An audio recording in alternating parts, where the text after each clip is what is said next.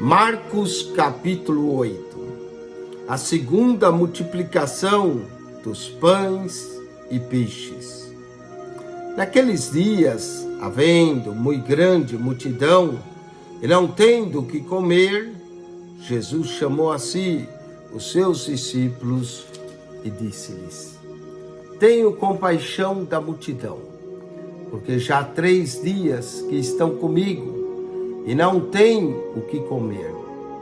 E se eu os deixar ir em jejum para casa, desfalecerão no caminho, porque alguns deles vieram de longe. E os seus discípulos responderam-lhe: Donde poderá alguém satisfazê-los de pão aqui no deserto? E perguntou-lhe: Quantos pães tendes? E disseram-lhe: 7. E ordenou à multidão que se assentasse no chão. E tomando os 7 pães, e tendo dado graças, partiu-os e deu aos seus discípulos, para que os pusesse diante deles. E puseram-nos diante da multidão. Tinham também uns poucos peixinhos, e tendo dado graças, ordenou que também lhes pusessem diante. E comeram, e saciaram-se dos pedaços que sobejaram.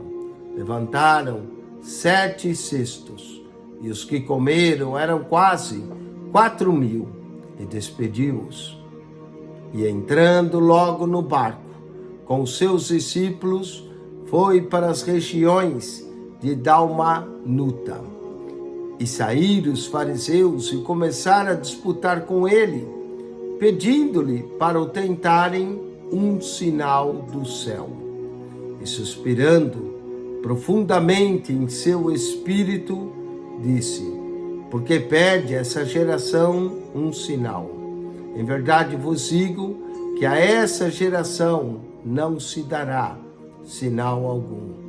E deixando-os, tornou a entrar no barco e foi para o outro lado. E eles se esqueceram de levar pão, e no barco não tinham consigo senão um pão. E ordenou-lhes, dizendo: Olhai, guardai-vos do fermento dos fariseus e do fermento de Herodes. E arrazoavam entre si, dizendo: É porque não temos pão. E Jesus, conhecendo isso, disse-lhes: Para que arrazoais que não tendes pão? Não considerastes, nem compreendestes ainda? Tendes ainda o vosso coração endurecido? Tendo olhos, não vedes, e tendo ouvidos, não ouvis. E não vos lembrais, quando partiu 5 pães entre os 5.000, quantos cestos cheios de pedaços levantasses? Disseram-lhe: 12. E quando partiram 7 entre os 4.000, quantos cestos cheios de pedaços levantasses? E disseram-lhe: 7. E ele lhes disse: Como não entendeis ainda?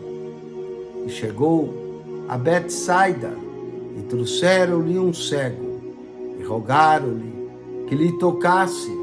E tomando o cego pela mão, levou-o para fora da aldeia, e cuspindo-lhe nos olhos, e impondo-lhes as mãos, perguntou-lhe se via alguma coisa.